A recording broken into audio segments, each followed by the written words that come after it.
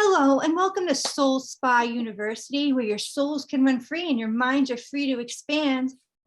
Here with me live today is the one and only Cynthia Sue Larson. However, is anyone really a one of only of themselves anymore? That is exactly what we're going to be delving into today, as there's currently multiple versions of you existing right now.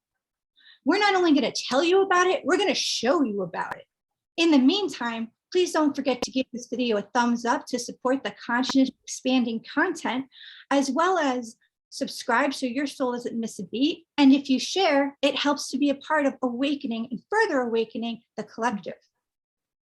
Cynthia, it is like Easter morning being with you today. Feel the same way. We're wearing the right colors. I love it. Okay. You look coordinated. Yeah, we got pink going on. Love it. Oh, what's interesting is I was trying to think season for Valentine's Day, and we're always on the same because you have. Yes. This is amazing. Of course. This was not we did not plan this in advance. So. We did not. We did not. In fact, all of our stuff is pretty organic because we didn't even talk before. No. We had written. Okay, so for those of you that don't know, Cynthia is the best-selling author of 6 books, including Quantum Jumps and Reality Shifts. She has a degree in physics from UC Berkeley, an MBA degree, and a doctorate in divinity. She's been featured on numerous shows, including the History Channel, Gaia, BBC, One World with Deepak Chopra, and Coast to Coast AM. She is the founder of Reality Shifters, the host of Living the Quantum Dream on Dream Vision 7 Radio, has a second-degree black belt in Kuk Sool Won, and is the president of my personal favorite, IMAC, which is the International Mandela Effect Conference, which is live on Open Tables on YouTube every month. I just discovered this 2 months ago. My soul now has another home. I love it. It is fun. It's expansive. It's keeping you up to date and helping to expand your consciousness to the possibilities that are. So I love that she does that. And you know, I love that I was going to say was there on her birthday, but you know what? 2 birthdays are great. You know, I thought it was her birthday, but it was close to it. So anyway, Cynthia, if it's okay with you, this show is going to get increasingly mind-blowing. So I'm just going to take Cynthia through each level, and anything she wants to comment on in between is fine. Cynthia, I'm going to start you out with the basics. Guys, you're going to be mind blown at the end of this. It's going to start out normal. It's going to increasingly get not normal. And in fact, as I wrote the notes for this, I had my own groundbreaking epiphany, but I'm curious to see what Cynthia says about it first. Okay, so I'm just going to give you something that is just a sliver, like one layer of my life, but it all sort of leads up to the phenomenon that happened. So one thing that might play in, which is no big deal. In fact, I feel we all have these gifts, and then they're somehow taken from us, is my dad happened to pass when I was 6. And I remember being with him. I remember seeing him. I remember being alone a lot as a child, which actually encouraged a lot of creativity and intelligence.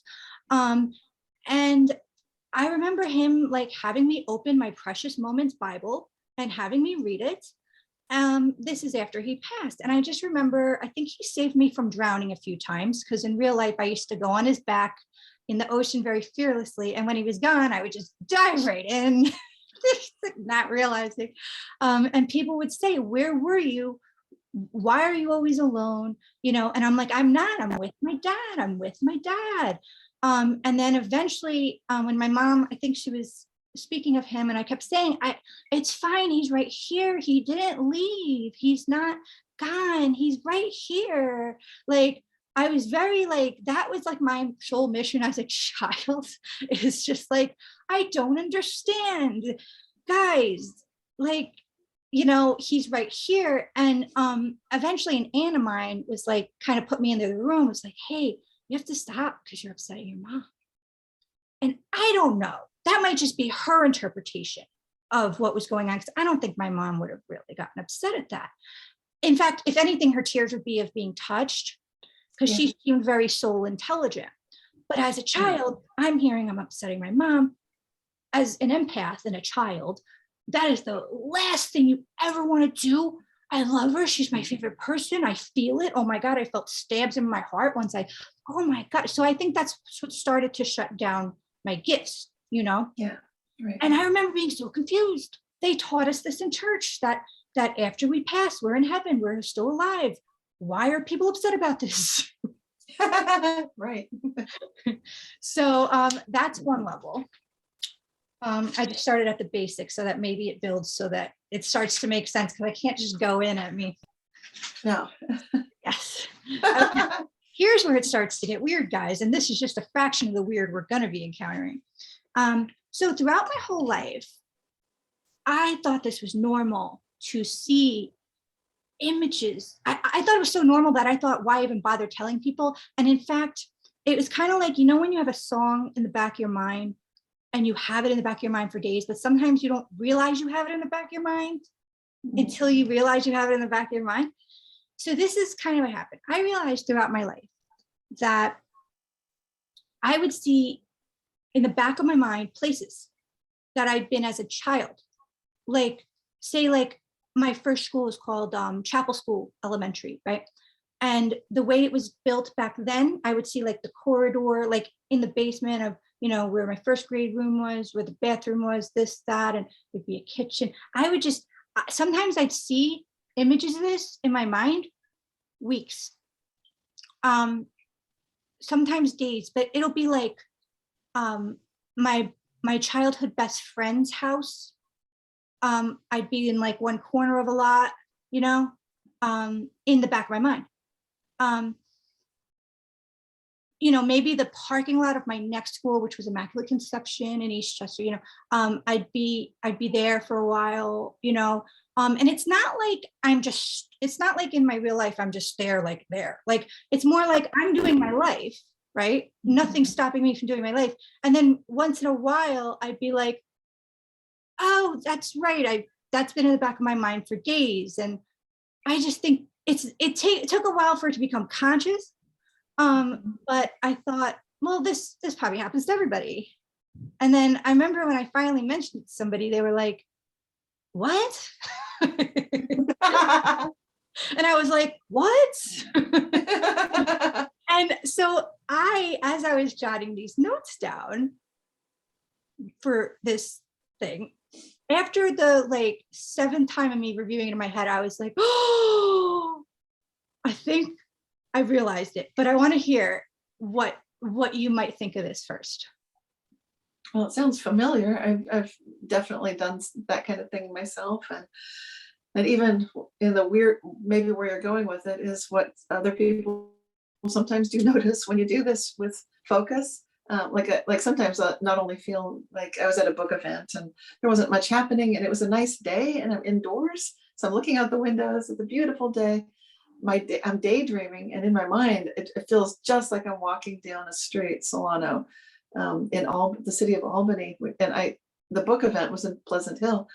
And later that day, when I got home, I got an email from a friend saying, "Hey, Cynthia, what were you doing on Solano? Because I know you had a book event in Pleasant Hill." And I'm like, oh, seriously? And I said, then I asked her, what time did you see me? What was I doing? And she said, walking down the street at exactly the same time I was daydreaming. Whoa, mind blowing. Okay, my stuff gets there, but this was just the fetal moments of it. Because what I got when I was jotting down these notes was, oh my God, I died as a kid. And my little ghost is just kind of there. Because the way Chapel School is now built inside is completely different. Right. So you know how ghosts, I mean, if they exist, right? Ghosts will remember the way it was. Yeah, they do. Yeah.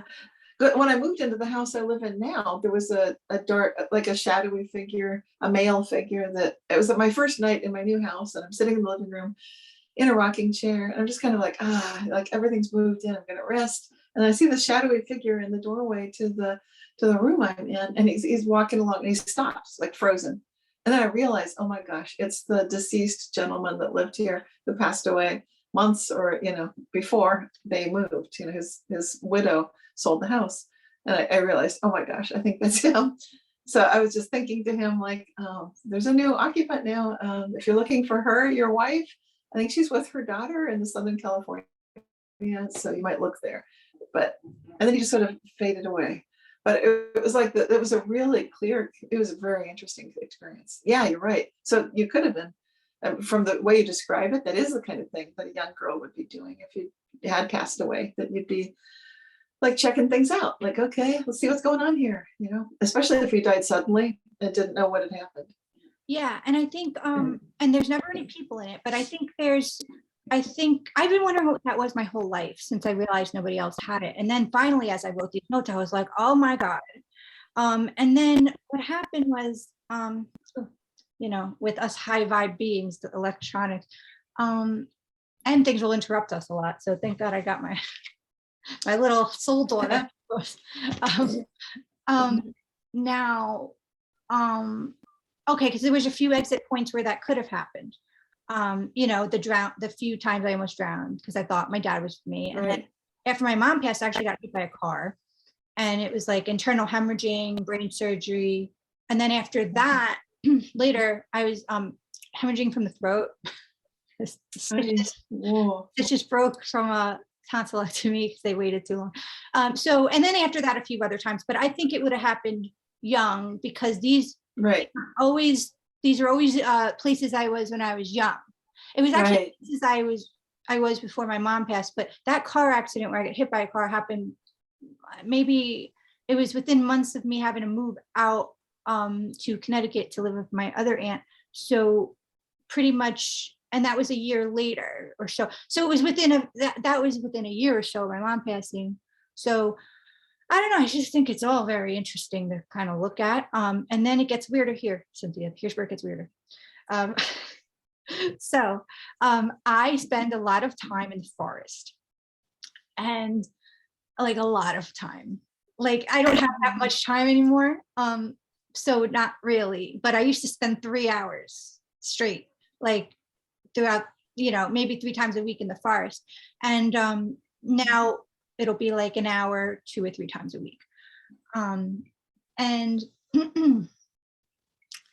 so I've been walking the same path, that's a circle for an hour in the forest for years.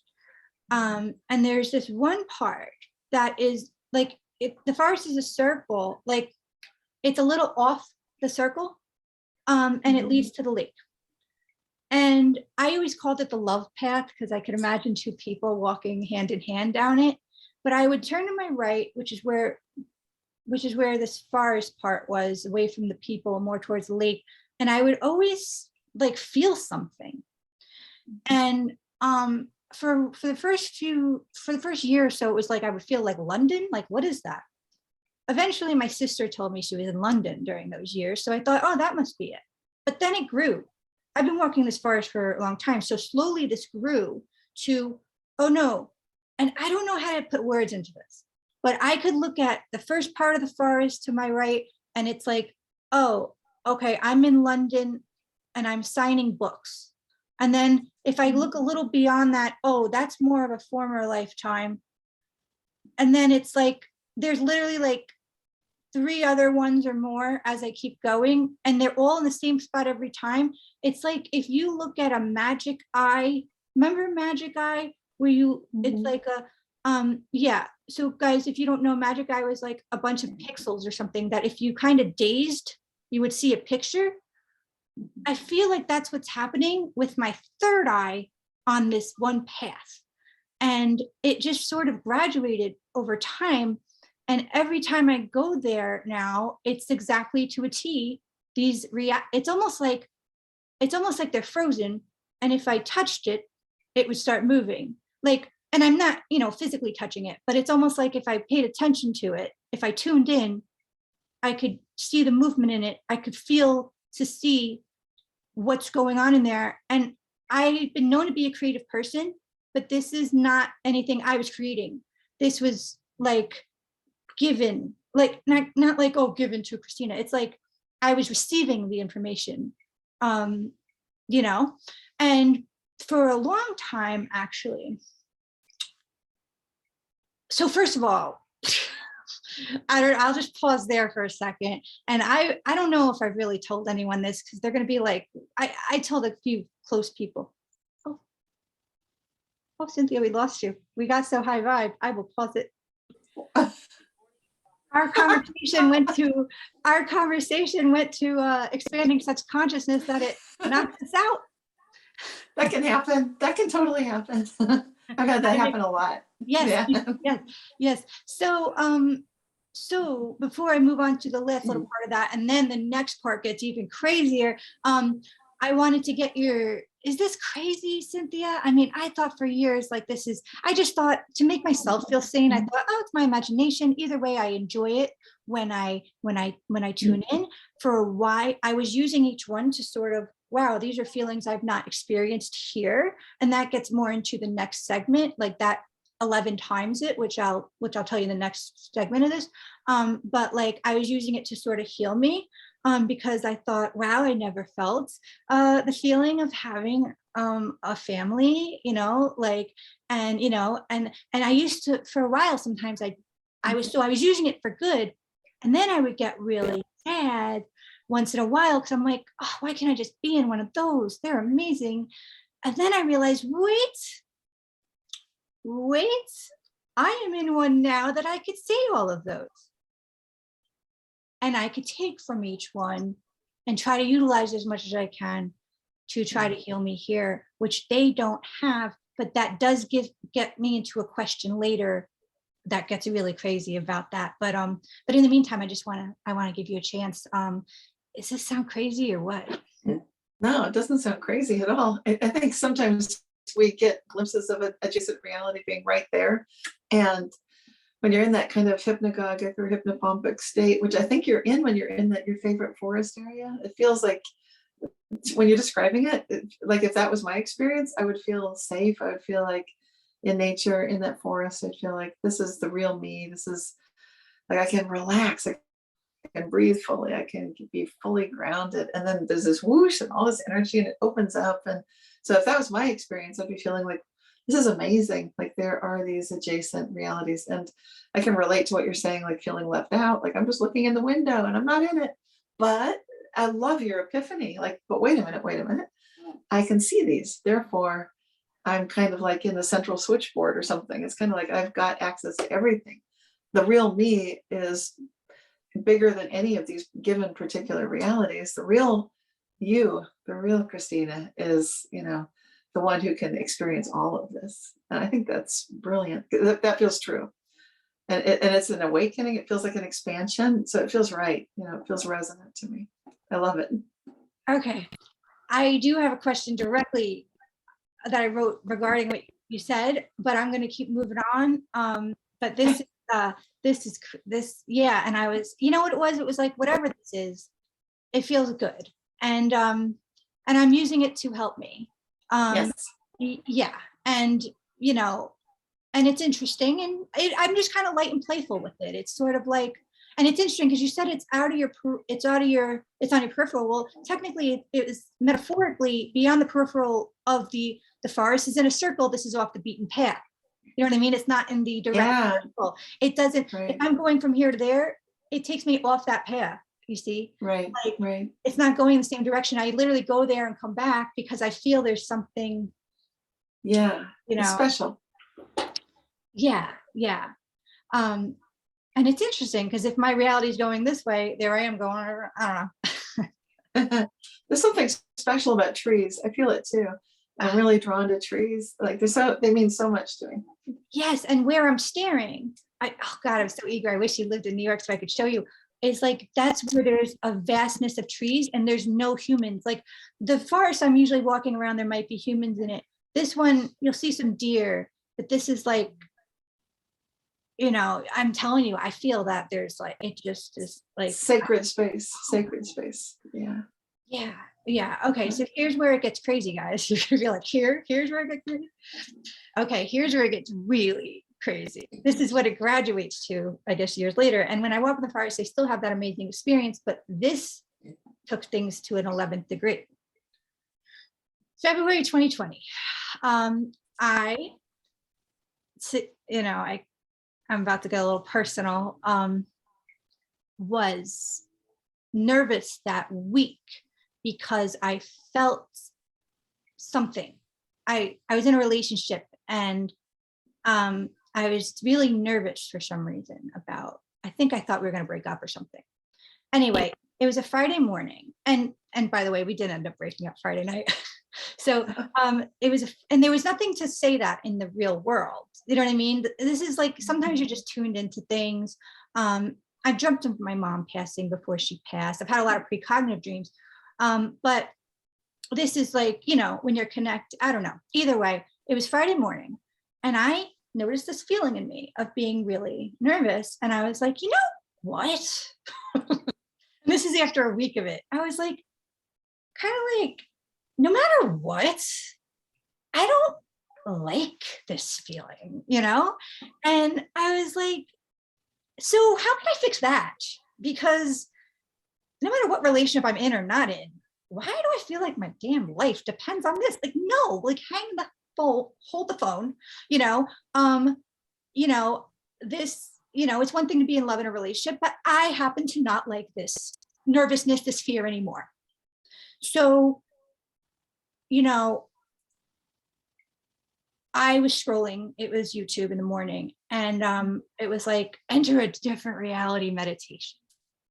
So I've seen this a lot, and I never clicked on it. And I thought, you know what? Good time to do this. I want to enter a reality where my life is completely fulfilled by everything that is not a guy. Right? So I pressed play, and the guy didn't even start the meditation yet. He literally got 2 words into the intro.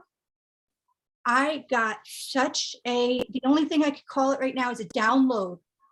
And I was like, it was like a whoosh in a whole life. I was in a whole life. Now I knew I was here, and like, I wasn't like going nuts, you know what I'm saying? But I was like it was like as if it was a grain of sand, but a whole world in it. Okay. So I was like, and I felt so much like these feelings in it that I never knew existed. I opened my laptop for the first time in years. I typed for the first time in years, and I'm a writer. I am a creative person. None of this came from me. I came out with 20 pages and just nonstop. I never paused, of just straight up information. My mom was alive. I was the same age I am now. However, I was thinner, I was taller, and I wrote all of this, and I realized later it all adds up scientifically and psychologically. Basically, nothing was as extreme as it was in this reality.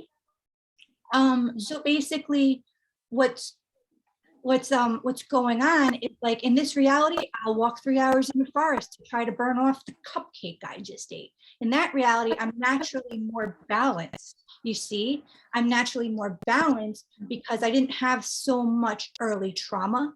So it's almost like one tragedy was taken away from that life, which altered my entire life.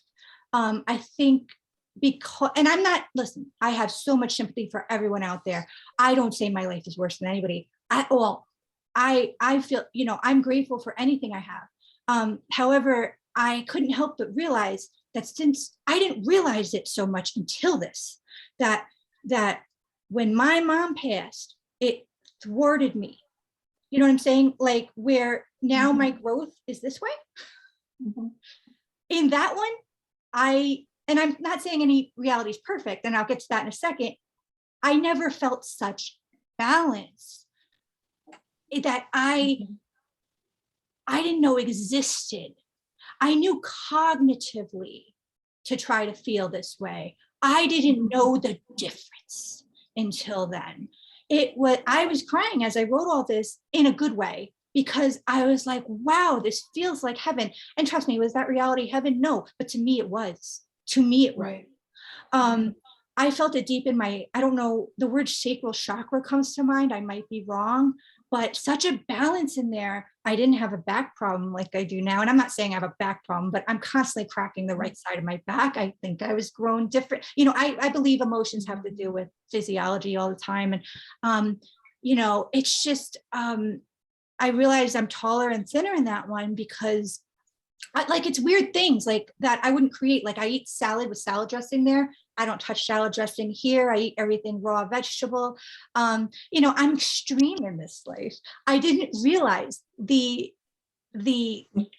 difference. I didn't realize how, lack of better words, imbalanced I was in this life. And trust me, I did a lot of inner work and a lot of stuff on myself, and I'm probably would get medals with what I've gone through in my life to where I'm at now. You know what I mean? So I've done a lot, but it's nothing compared to the innate balance that is already in this other person that I've never felt before, because I never lived past age 11 where I grew normally. Do you know what I mean? Like, Right. In an emotional way.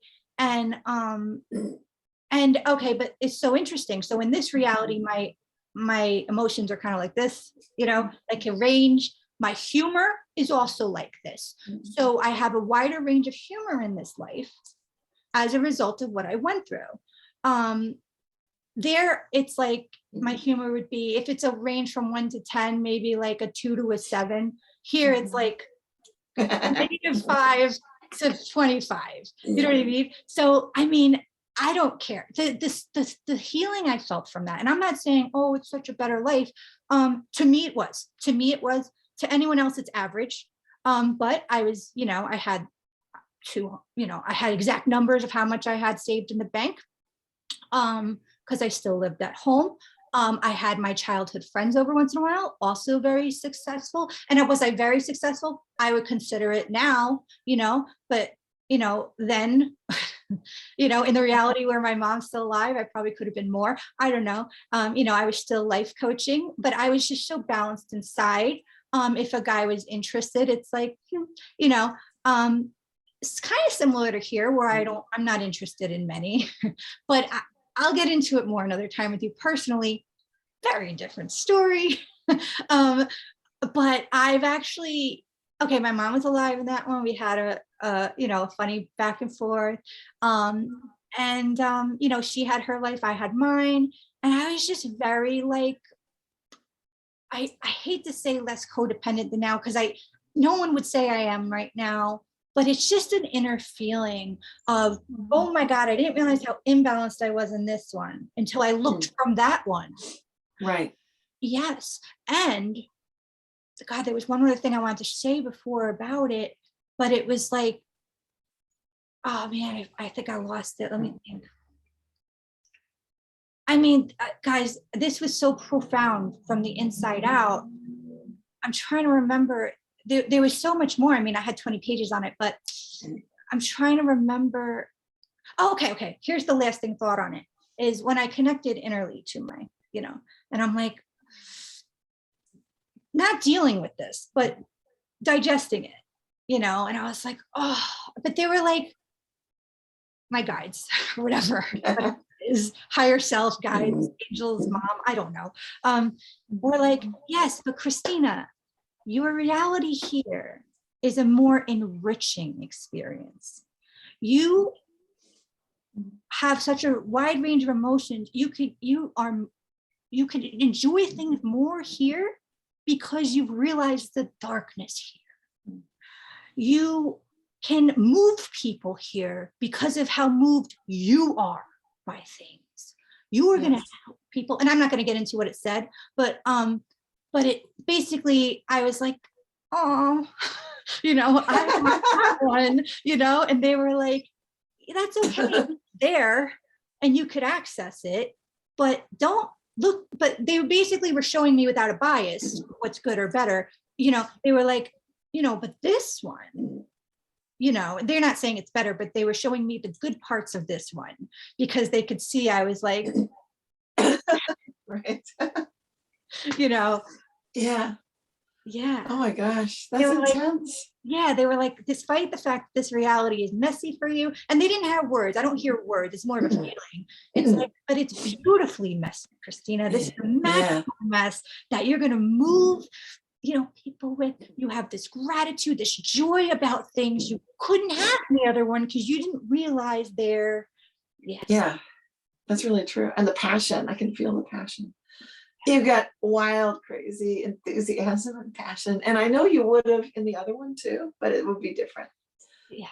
Yeah. Oh, So, that's beautiful. That's so beautiful. yeah. That was so that was February 2020. Yeah. This huge So, epiphany.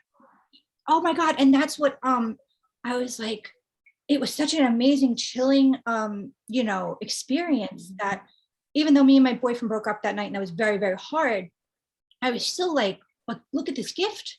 And yeah, it was a hard breakup. I didn't leave the house until Monday for the gym. And I asked my mom spiritually, stay with me for the weekend. And I literally, even though I would normally reach out to people for help, I was beyond that. I was very like when I say beyond, not in a good way. I was very like, only my guides, only my mom, only God, only divine right now, Right. And the one thing I was really grateful for was this amazing. That was the light that shone me through. I'm like, I'm gonna tap in.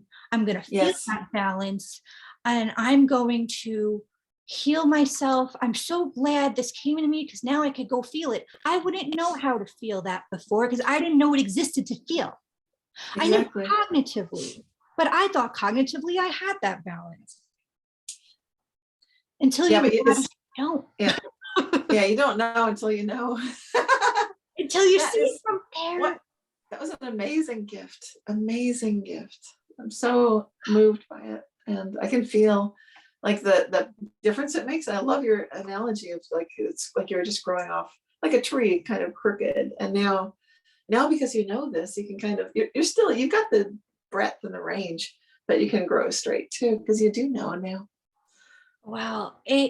So that's what I was like. It was so profound that I was like, I have to look more into this because I'm going to utilize this to help others. This is, I've been, life coaching or intuitive, whatever, for years. This is the next level of where I'm supposed to go. This is the leading edge for me. This is new content for me. This is where I have to help people. So I started looking up, did not find anyone that had this experience yet. But what it led me back to was you. And I, so yeah, it was amazing to see you again. And I was like, oh my God, it's amazing. And the journey with that. But yeah, I just wanted to get your input on this because it was so real. And I still have the 20 pages and I bet if I tapped in, I can get more.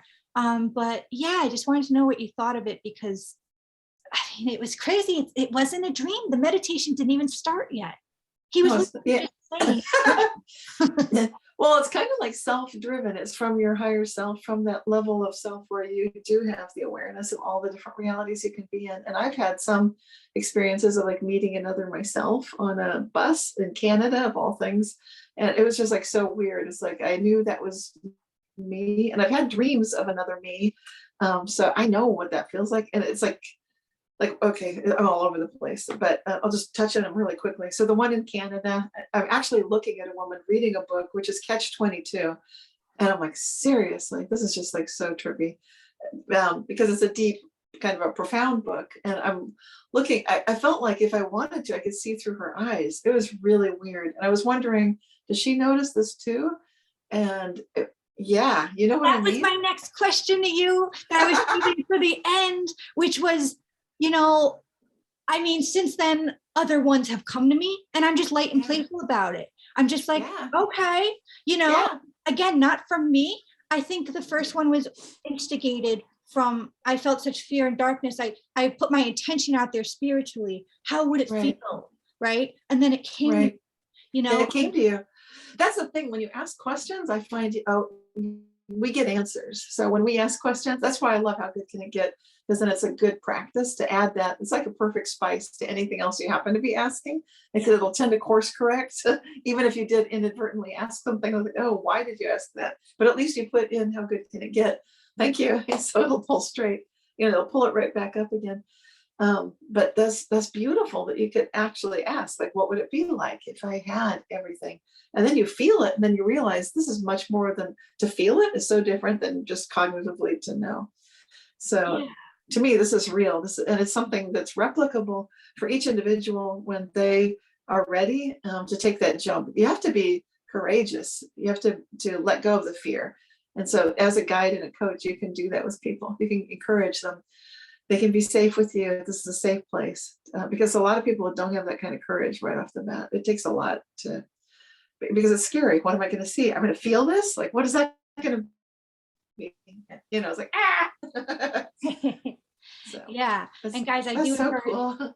I do encourage you guys. Cynthia is a trained expert on this. So if you guys want to do this, please, I'm gonna answer her questions one day off camera about this because I don't want to do something wrong with people. You know what I mean? Like people's lives matter so much to me more than my own, really. But like, yeah, this, and then since then, more have come to me. And in fact, and it's great. One, I'm an artist, and that's what I always liked doing when I was younger. Anyway, was painting, and I was apparently good at it. And so yeah, it was. I mean, each one has their own flavor, and it feels very different. It feels like me in the terms of like some things in common from when I'm little, but then it's a completely different flavor of me, as if I grew a different way. Right. Um, Yeah. yeah. And so I had a download in December that was very magical, in fact. And I didn't try to get it. They come to me, I don't try Yeah. these things. Yeah. And I remember like, it was kind of a struggle. I did a video on it. I should probably release it to save time on this one. But basically, in a nutshell, I was about to write to my board of the building because I was about to get overcharged every month for having a 3-bedroom when I have a 2-bedroom, and about, I own the unit, but it was about a rent of something with the building. And now I do this practice prior to meditating because I don't know if I'm meditating right. But what I do know is when I first started meditating, I would go in, connect, and I felt like I was connected to the Wellington of all that is. And I would always just get this, it's all okay. It's all okay. And I learned, I don't think that's how to do it. I think you're supposed to just focus on nothing. So then I would try to connect with that after the focusing on nothing, and it didn't go as quick as it used to. So now what do is I connect with the angels prior to meditating or whatever that is. And they'll tell me things I don't want to hear sometimes, like, no, don't write that email to the board. And I'm like, but I spent an hour on the first draft of it this morning, Oh yeah, even my mom, when she comes through, I'm like, you're kidding me. And I hear her laughing at me sometimes too. Like, sorry, because of how I am with my, if I'm with a certain way with a guy, I hear her be like, nah. And but like, yeah, and like, so basically, yeah, it's a divine party, but not always convenient. So basically, I was like, so my struggle internally is I spent time doing that. So I don't want to, I want to make use of that time. And they were like, here's the lesson. From here on out, every moment matters. You don't spend $100 for breakfast, and because you did that, spend $100 for lunch. Right? They were like, yeah, you kind of were misguided or whatever you did with that first draft. Leave it. They were like, the time would be better spent putting your energy into creating a reality where that $20 extra every month doesn't matter. Right. Focus on what you love. Focus on your soul mission. The money will come if that's what you need. And you won't be wasting your time trying to save a penny somewhere. You know what I mean? Like on something you don't even want to do. Right.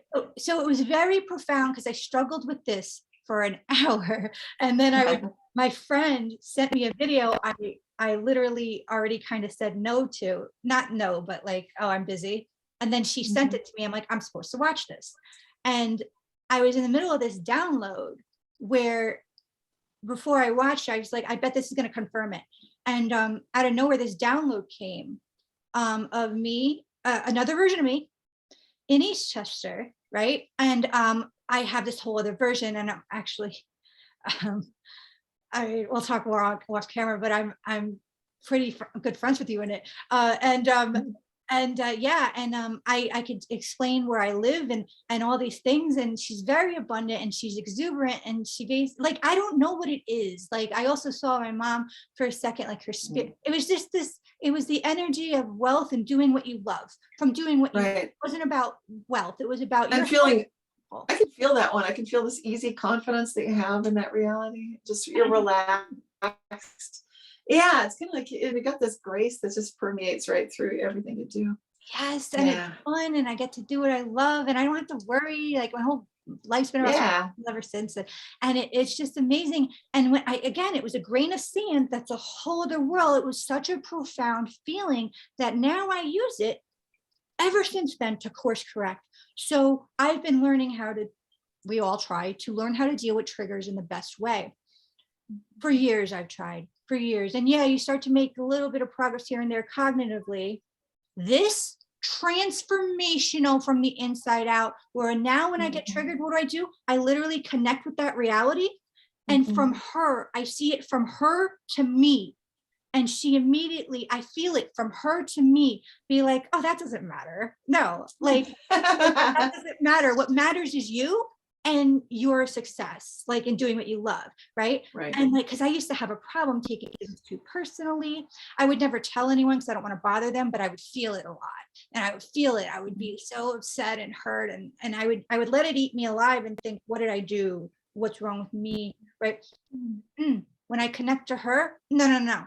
And she shows me, and I don't know in what way, but she shows me, listen, people do things for a second, and it has to do with themselves. And if it has to do with you, it's still very passing. Don't let it stay on you past that, because it doesn't matter. This is what, you know?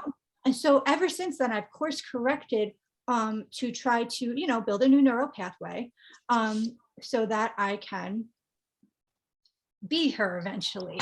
And I'm like, oh my God, I'm starting to wonder if she's not an alternate reality, if she's actually a future possibility. That's what she feels like. That feels like your best possible future self. It feels like you've already kind of latched onto it, this whole process of intending so clearly, like you're guiding yourself forward. How good can it get? How God can I get?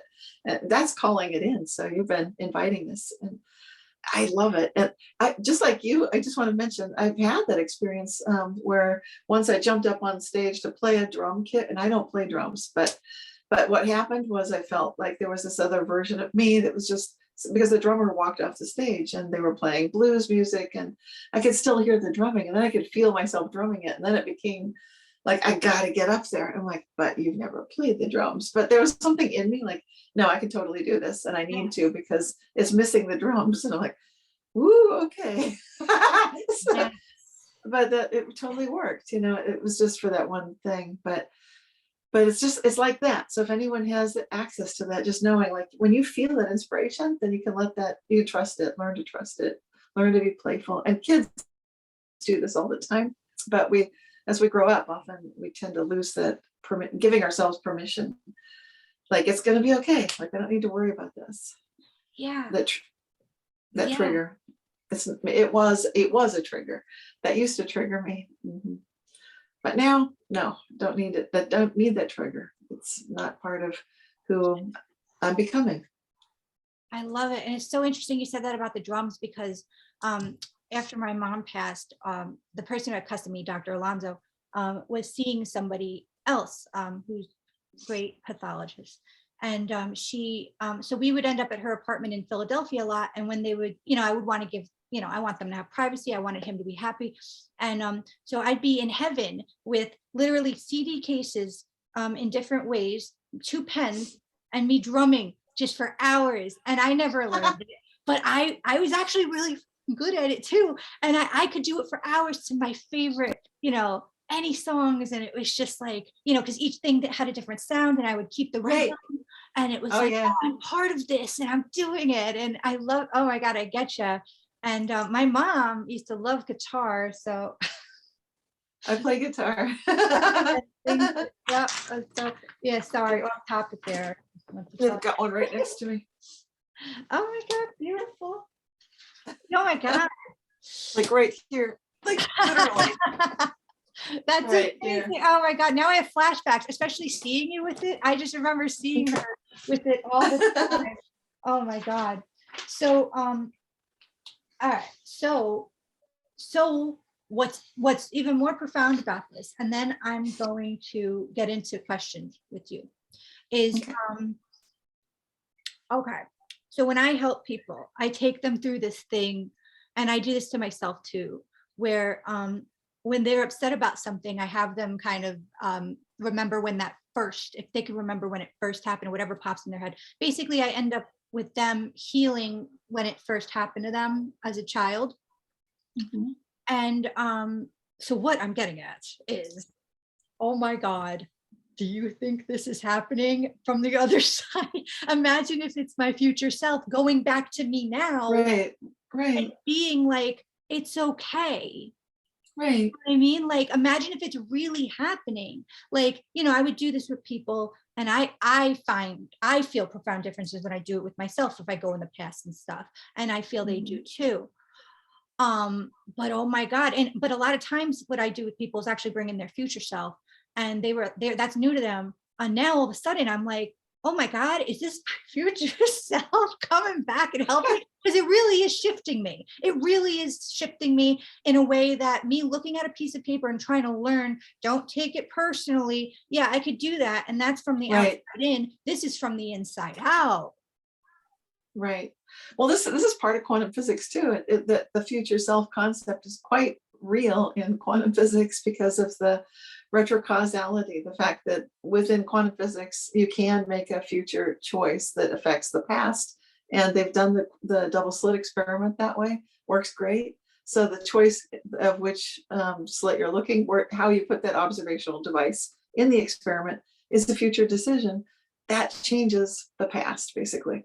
Long story short, so we've got evidence that this works on the quantum level. We are quantum beings. Nature is quantum, so of course we can do this. And I think being able to give yourself permission and working with clients that way, that's brilliant. And yeah, that is what it feels like. It's like you're getting guidance from the inside, and it's so real. I love the way you describe it, because it just feels like it's so much more than something you thought or you looked at. It's like, this is in me. It's like so easy or so simple to just say, like, this is not my trigger. It doesn't matter about the $20 a month or whatever.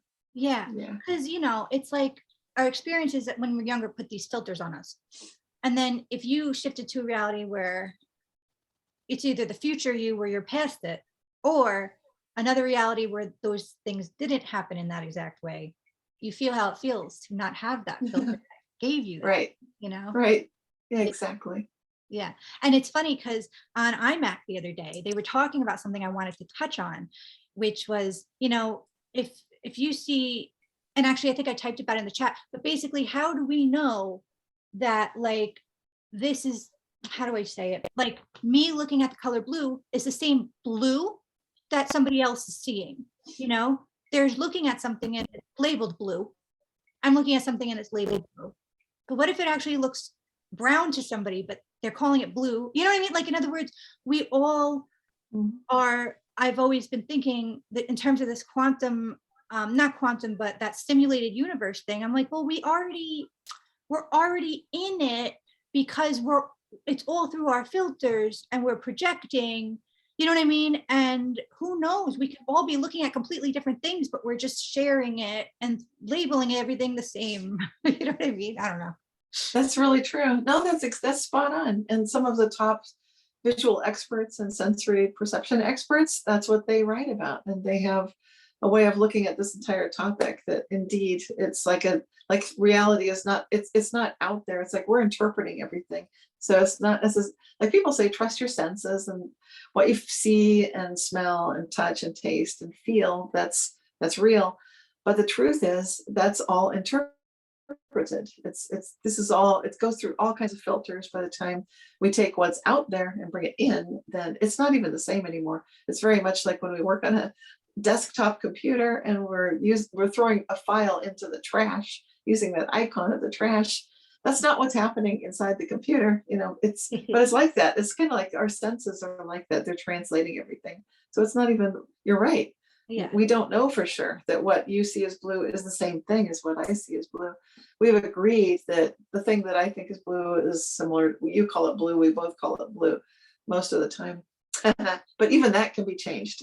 There are psychologists that look at the way there can be a minority influence on a group, and colors were one of the primary ways that they would test that theory, just by like one person would be sort of the plant, and she would be telling people, like the other people in the group, like, that's not blue, that's blue green, that's kind of like that's aqua. And people would say, like, really? And then before you know it, one person can influence an entire group. And so it's kind of like a truth bubble in a sense. I had a professor at UC Berkeley that was basically hired to work with jury selection, and she was a specialist in minority influence on a group, because it's such a big thing. Because when you get one person who can swing everybody to start seeing it that way, it can pull the whole group. So, because like you said, there's different realities, so they're just connecting with the reality that is true. right. And so these are fascinating topics. They get to the heart of who are we, really, like, who am I, who are you? If you're being guided by your future self, like I am, then does that pull things together in a different way? I'd say yes. Is it a better way? I'd say yes. To me, that's like, then we're definitely going in a really good direction, and it's going to be super exciting. Oh my God. Yeah. I love it. I love your energy. Also, okay. So to touch on what you were saying before, and this was one of my questions, I was like so excited that, okay, but I'm in the reality where I could see all these. Now, to get back to something you were saying before, what if and I was so mind blown as I wrote this, I had to take a step back, which is so not like me, because usually I'm like, oh, more. No. I'm like, hang on, let me eat a piece of celery. Let me drink some coffee and ground myself. You know what I mean? Like, let me take a break from 3-day break from anyway, could we tell the other realities? Do you know what I'm saying? The other versions of ourselves, like see the me that could see the other ones. What if we poked them like, hey, I think it's too much. I think it depends on which reality, because I just felt, and tell me your response on this, but I felt when I was writing it, wait, whoa, make sure they're as awakened, because it's too thwarting for we can handle it here. We're able to look at them all here because we've gotten to this point of awakening. I wouldn't be tapping on the shoulder of one that a lot of them I look at, they didn't go through what I went through, thank God, and that's why I like feeling the balance. But because of that, also as a side effect, they're not as yeah. Right. So anyway, what do you think about that? I want to hear about how you said you met a version of yourself on the bus. Yeah, well, that's another possible me, but it felt like she's in a physical body, just like it's similar to what you're noticing. Like, it's not someone I'm hallucinating, it's a real person. Wow. Because I've also had experiences where I dream that I am another person. Like, in one case, I was a woman healer in India doing energy healing in a clinic or something, and it felt so real. And I woke up and I thought, that was not just a dream, that was me. That's like a version of me healing people with energy healing. And I was speaking some Indian language. I don't know this language. I was wearing different clothes. I was in a different body. And I woke up and I knew that's real. That's like me as a healer in India. So, but I don't currently have access. I don't think our brains, like my individual brain, is set up to process all of the many other me's that are out there right now. There are a lot, apparently. Yeah. And so I think this is more common than people realize, that it's like super. And I think you breaking the ice with this whole thing of like Cynthia, I think this is going to sound nuts, but I think you're like my mom, or some connection to that, like, who even knows what to call this? But I think we're going to find more and more people that are admitting, like, this is something that happens. It's real. And thank God. And I never blatantly asked you or told you, because we're so mind blown, like you said, our consciousness, I'm just giving you and people the facts and what the hell, right? Make of it what they want. Yeah, everybody can interpret it as they want to. Right. Yes, That's yes, I'd recommend that too, because yes. it's so because we're just looking at it and it's hard. You can't be objective. Like in science, we're supposed to be objective observers. But what if there is no such thing as objective truth? What if it's always subjective? Then it becomes more of a naturalistic observation, like the early naturalists that would look at birds and plants and observe without assuming or presuming that they are, above all of that and can be perfectly objective. Like, I don't think anyone ever really could be. And so now I'm hoping with quantum physics, we can see that subjective reality is the nature of the truth, even though that opens up this whole can of worms. Or like, now what? Like, what if you start noticing you've got these connections and these other realities? But I want to answer you. I danced all over the place. And I didn't answer your question. That was a good question you were asking. We're getting to the heart of about when you sense all these other realities and you can tap into them.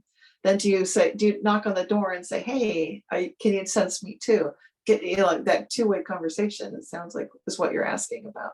Yeah. Yeah. I guess the way you put it sounds a little more inviting, which is, can you sense me? Versus, hey.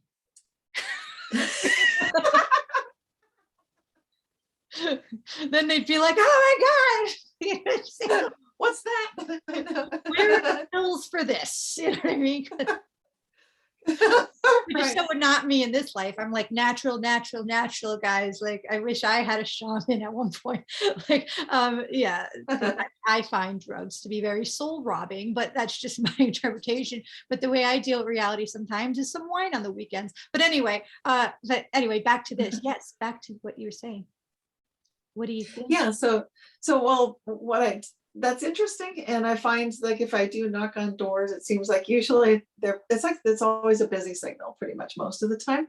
Yeah. When I'm just across the board at the same level I'm at. And then it's possible that that thing I was mentioning about who are we can't actually practice being higher levels of awareness than we normally entertain. And there are lots of advantages to practice being higher levels.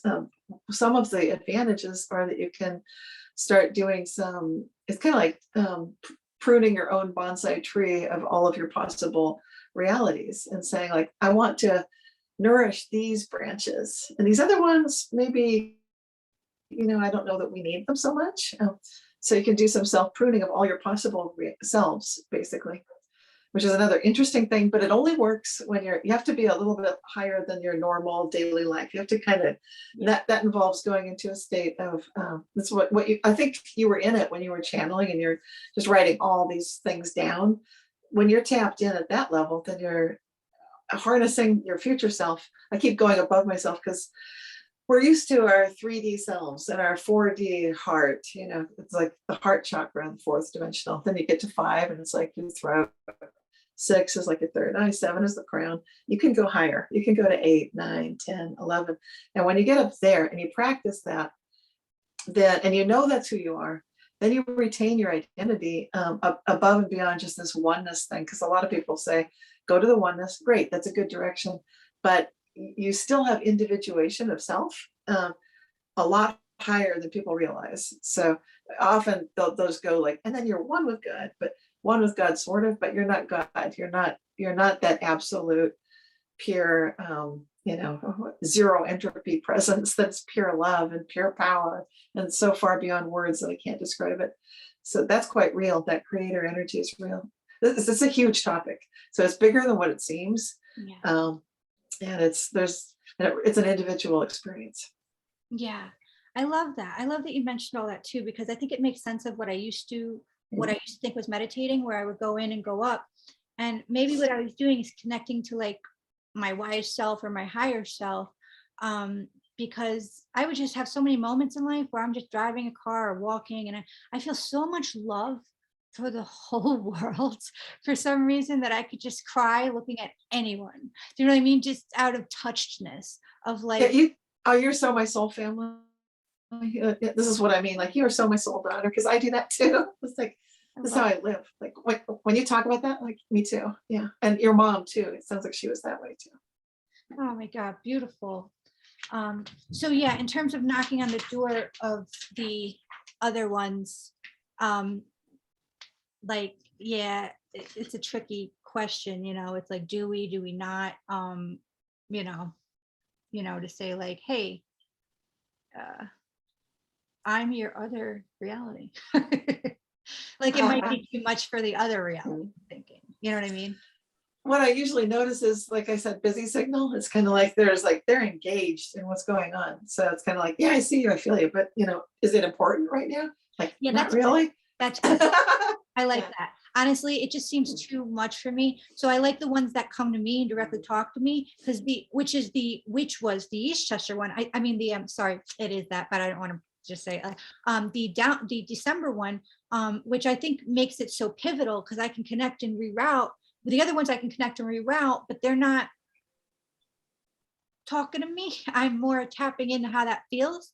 Yeah. And I would never want to intervene. The fact that this one did, I don't know, I love it. I just love it. And then lately I've been getting something similar to what you said. I don't know if it's this podcast or the last one, where I'm getting something, I'm just labeling it Easter downloads right now. But like, yeah, once in a while I'll just get a feeling. And it's like in that 1 second, I feel like a whole other world. And so lately what's been going on is I've had a lot of stress. Just this month, I think energetically we were supposed to all not go gung-ho with something. Well, I've never worked so hard. Okay, so great. But anyway, and had so many things happen at once that made it, no sleep, due to neighbors and stuff. So they're fun. And but point being, God, what was I getting at? Oh, out of nowhere, it would be like, I think because I'm always trying to direct myself towards how could it get. Thank God I have those words. I want it to tattoo on me now so bad. But like, that's what I was always trying to gear myself out of a stress state or a state I don't want to be in. Once we become conscious of it, I think because of that, what ended up happening is I would receive, and it feels like it's from my mom, but maybe it's a higher self or something. I call them Easter downloads. And basically what it is Easter to me is my favorite. My mom just made it so special, and Easter morning was the best. And anyway, it's just that see, so and on a comical level, I feel like everybody likes Christmas, which is great. Let them love Christmas, but people are like, why do you like Easter so much better? Well, let's get deep with it. Okay. That Jesus guy who's amazing came in, went through all that. Like, I don't know if he was having that much fun all the time. Right. Okay. But then Easter, as somebody who studies near-death experiences, who happens to have a view of both sides of the funeral home while she's eating her raw green beans every day from the kitchen window. Thank God it's me, because I understand the other side. I understand, well, Easter's when he got to go home, give the guy some relief, for God's sakes. So on a deep level, there's that. And on another level, I feel, that's the root of it. And then the side effect of that amazing root is spring, bunnies, pastels, different colored eggs. Anyway, I just remember my mom being so happy and making it so special. And I think because of that, and maybe as an empath or being so connected to her, I don't know, out of nowhere, I would just get this feeling of, oh, so our church, I grew up in a Lutheran church.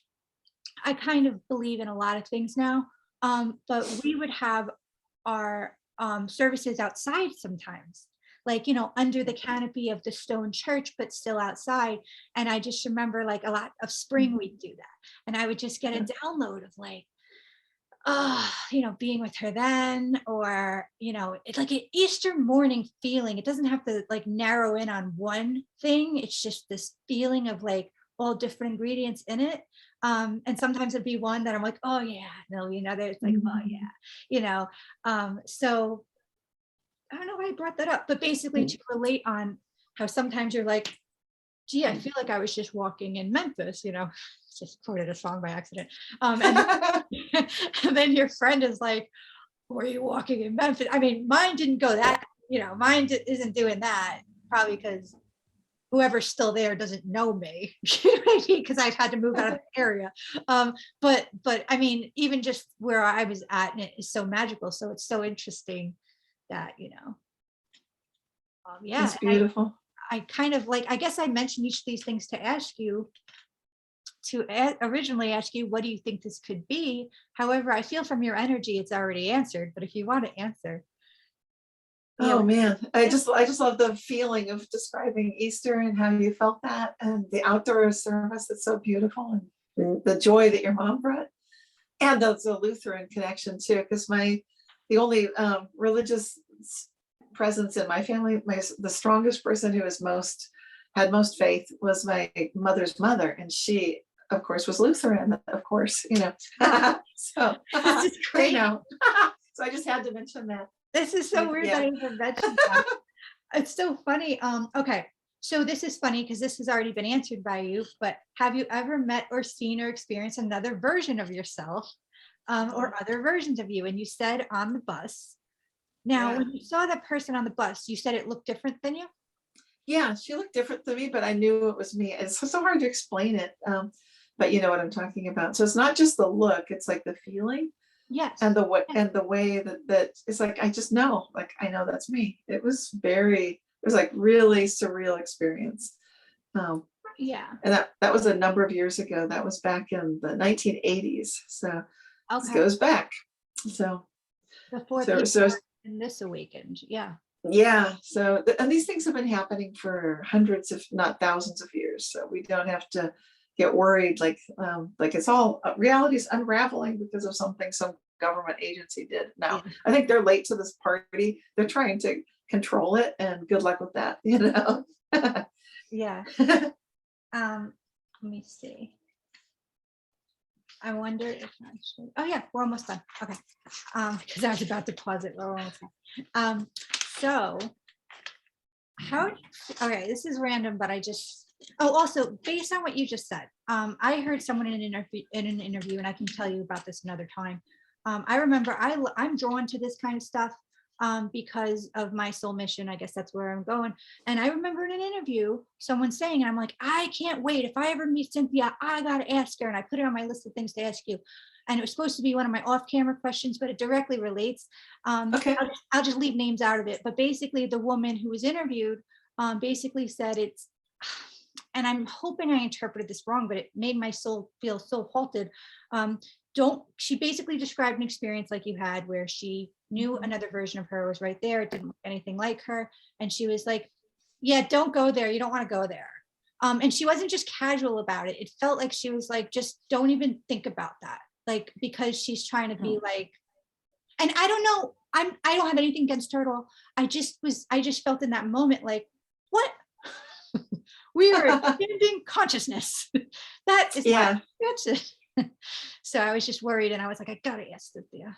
So what's the question? I'm trying to follow it. Yeah. I guess she made me feel like, not on purpose. She didn't even know I was listening, but she made me feel like it's not good to go there in your consciousness of another version of yourself, because it would be too much or something. Which I guess I could understand when we get to the level we're talking here. But I guess at the time it made me feel like, oh, come on, I don't want to feel like where I'm expanding to is at all unsafe. I want to lead people in the expansion, to it. Like I want the world to expand, which it's not, in order for that to happen, I got to go there too, and it made me feel like, so I guess my question is there anything wrong with this? She mentioned not to go there. I don't know. Well, if she had a concern, then she's not ready for something like that, is what I would say. And that's a good thing to trust that impulse. So if someone resonates with what she's saying and they feel like, wow, that does feel weird, then trust your feeling, trust your intuition. And in the case of me with the bus and meeting someone, it didn't feel right to say anything. It just felt like so weird. Like this is like, so it felt good. It felt like this is me, but I don't need to do anything about it. Yes. And I can relate to that on a very abstract, different angle on our next one. Okay. However, but yeah, where you're at, I totally understand. I would understand why she would maybe say that, because I don't think I'm there either. You know, I might be one day. I like that we're talking about it so I could think about it. But right now I'm just sort of enjoying the expansion of me seeing myself in different versions as I am, but Yes. different. Yeah. I think the next level is to see me as something I'm totally not, which I feel like I can relate to maybe on a former lifetime level, but Yeah. we'll get to that next podcast. Cool. Okay, only two other questions. How do you feel about Mercury retrograde? Well, I've sometimes noticed it. Sometimes I feel like I go into it strong, so it just seems like that's like a ripple and it's not even a big wave. Like, yeah, I can feel it, who cares? And then other times I feel like my own energy, my biorhythms, whatever you want to call it, they're like a little bit sensitized to it. Like, oh my gosh, Mercury retrograde, it hits me harder. So I do feel it. I feel energies. I feel the like these last few years, I felt the feng shui energies changing, and I've gotten into feng shui, which I was not into before, but based on my guides basically indicating, like in 2020, like I didn't know we were going to a pandemic, but my guides were like, "You'll be getting yourself this little yard ornament." I'm like, "What? Why?" You know, and it needs to look like this. Like, what are we doing? Like, I didn't even know what was going on. And then I order this thing and it shows up. I order it off eBay. It's a brass turtle. It shows up and and then I talk to it like, okay, do you know what you're doing? They sold it as a brass doorstop, and I'm like, you're not a doorstop. And it said, I know. And I said, I said, and then I asked, what are you? Protector. Like, I thought so. Where do you want to be placed? And it was very clear about where it wanted to be placed. That was my opening to feng shui. So Mercury retrograde is similar. It's an astrological alignment of our planetary configuration in the solar system. It's scientifically, it just means the planet's starting to look like it goes backwards, which a lot of your skeptics would say is scoff, you know, that means nothing, blah, blah, blah. Okay, but what if you happen to feel energies?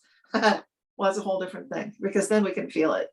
And I can feel it, people can feel it, but it doesn't need to be a showstopper. It doesn't need to mean don't order anything. A lot of people are hardcore, like don't buy anything, don't sign anything, blah, blah, blah. I would instead advocate check how you're feeling. And if you feel like that's just a small ripple, like good, then go ahead and buy stuff and sign things. And it's no problem. But if you're feeling like, whoa, every little wave is rocking me like crazy right now, okay, then in that case, don't buy anything, don't sign anything.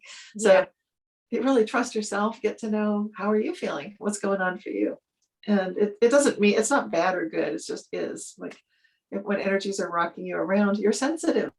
That's a good thing. And we often think like I'm going to bluster my way through everything if you're American, and maybe that's not always a good thing to do. Yeah. Yeah. So yeah, you know, for Lent every year, I like to give away my boyfriends, give up my boyfriends or something. But to be healthy here, You're funny. I'm like, is she serious? Like, no.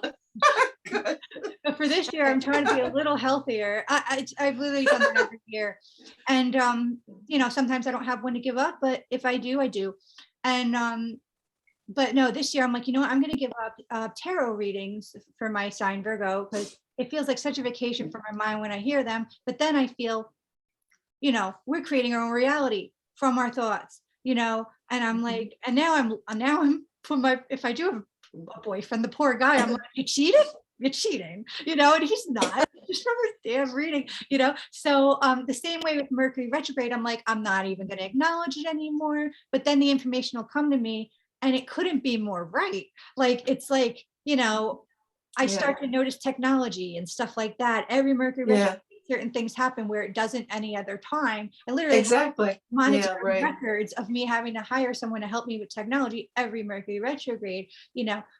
So yeah, I was curious your take on So that. something's going on. Yeah. And fun fact, guys, literally we're recording this in the middle of Mercury retrograde because me and Cynthia are very daring. Yeah. Really not the time to do any of this, but you know what? I do feel that her and I's thing is divinely protected. So thank God we are out in the trenches right now. And I think that it's going to be even better and better and better from here. Last question. How do you feel about the metaverse? You're not talking about the Facebook thing with Zuckerberg? You are. Okay. I don't know much about it. It looks like they're working off that blockchain technology, so they're trying to be cutting edge with it. So as a business proposition, I can see that they're trying to ride that wave and take it wherever the heck it goes. Yeah. Personally, I don't think we need to look for technology to go in those places. I would rather seek it inside through imagination, true wonder, and our own. Just like the work that you're doing, just inviting people to explore these ideas. Like I love the way that you present these with your show. So I think that's the direction that I would prefer to go, and I would hope people would choose that. But and why do I say that? I think there's a shadow side for people that get kind of drawn into that metaverse, and that would be getting the impression or feeling like now you can see your thoughts come to life, maybe, but is it really? And I don't know. It seems like there's something a little bit screwy there. There's just something a bit off. To me, it's not right for me. Yeah. If it is right for people, yeah, it might be right for a lot of people, but it's not right for me. I tried to be unbiased and I'm trying to remain open-minded, but really since I was little, I did not want any technology in my room. I was very adverse to it. And I honestly, I just feel like we're already in a dream, that reality, the true essence of reality is actually on the quote unquote other side. And this is the dream. So why are we going Right. to be more numbed out? Right. Why do we need to have little avatars running around that are pretend selves, and walking through all these worlds? I know they say it, then you can see what someone else's dream is, but you can already do that. And I think like you said, I think we get desensitized when we fall into that. That's what it looks like from here. But of course, we haven't actually seen what the metaverse is. So it's still brand new. We haven't seen it. We don't really know. So maybe it'll be better than what we are expecting. I don't know. But there's so much richness in this physical world as it is. That's exactly it. I feel that, and again, we're trying to be open-minded and unbiased, but I feel like this should actually raise a higher question as to if someone really wants to be in the metaverse, why? Maybe fix what, I hate to say fix what that is, but maybe resolve it in nature. And if we spent more time going into ourselves and uncovering these amazing gifts that we truly are, and using more and more of our brains and our, beyond our five senses, that we won't need to go more into a machine. But that's just my take. Yeah, that's a good short assessment. Yes. Love it.